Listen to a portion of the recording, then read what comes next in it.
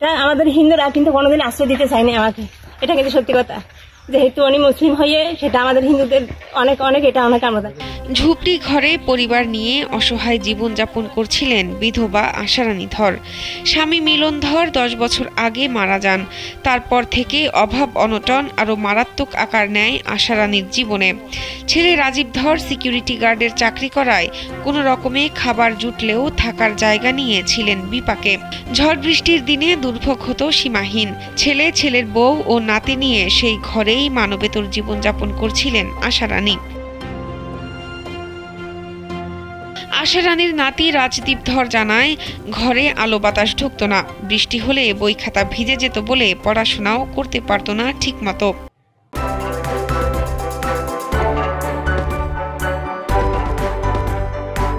চট্টগ্রামের পটিয়া পৌর সদরের 9 নম্বর ওয়ার্ডের উত্তর গোবিন্দারখিল এলাকার ধরপাড়ার এই পরিবারটির অসহায়ত্বের কথা শুনে এগিয়ে আসেন সমাজসেবক শফিউল আলম।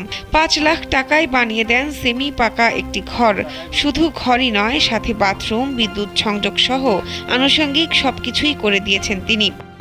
উনি একটা আমাকে থাকার বাসস্থান করে দিলেন, তার জন্য আমি ওনাকে ধন্যবাদ দিচ্ছি।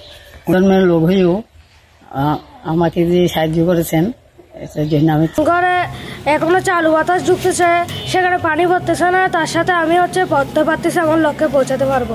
প্রতিবেশীরা জানান, বাংলাদেশের সাম্প্রদায়িক সম্প্রীতি নিয়ে ভারত যেভাবে নেতিবাচক প্রশ্ন তুলছে এবং মিথ্যা ও বিভ্রান্তিকর তথ্য ছড়াচ্ছে, তার যেন জবাব দিয়েছেন শফিউল আলম। সনাতন ধর্মাবলম্বী পরিবারকে মাথা গোজার ঠাঁই করে দিয়ে তিনি যে মহত্বের পরিচয় দিয়েছেন তা প্রশংসনীয়। আমাদের দেশের সাম্প্রদায়িক সম্প্রীতি এখনো অটুট, ভবিষ্যৎ থাকবে। আমরা উভয় ধর্মের মানুষ, হিন্দু, মুসলমান, বৌদ্ধ, খ্রিস্টান সহাবস্থানের মধ্যে আমরা আছি। আমাদের এখানে কোনো ধরনের ধর্মীয় ভেদাভেদ নিয়ে আমরা চিন্তা ভাবনা করি না। এই ব্যাপারে শফিউল আলম জানান, পরিবারটির পাশে দাঁড়াতে পেরে তারও খুব ভালো লাগছে। সামাজিক দায়বদ্ধতা ও মানবিক দিক বিবেচনা করেই ক্ষুদ্র এই অবদান রেখেছেন বলে জানান তিনি। দেশের সব মানুষ ধর্মীয় ভেদাভেদ ভুলে মানুষের পাশে দাঁড়াবে, এমন আশাও করেন শফিউল আলম। গর্বিত মনে করি এবং ভবিষ্যতে আমরা যাতে হিন্দু মুসলিম সবাই মিলে সহাবস্থানে এবং সহমর্মিতা এবং নিজেদের ভিতরে একটা ভালো সম্পর্ক বজায় থাকতে পারে। শফিউল আলমের মতো ধর্মীয় পরিচয় ভুলে সবাই মানবিকতার দৃষ্টান্ত স্থাপন করতে পারলেই এই দেশ একদিন সুখী ও সমৃদ্ধ হয়ে উঠবে। শাহনাজ পারভিন, কালবেলা।